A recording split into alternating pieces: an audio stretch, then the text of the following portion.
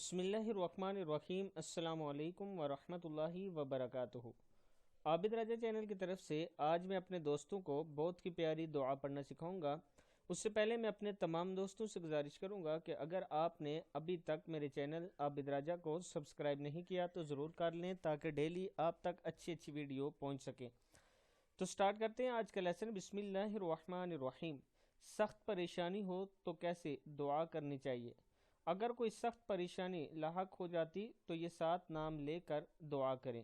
یا حیو یا قیوم یا اللہ یا رحمان یا ذی الجلال والاکرام یا نور السماوات والارض وما بینہما رب العرش العظیم یا ربی۔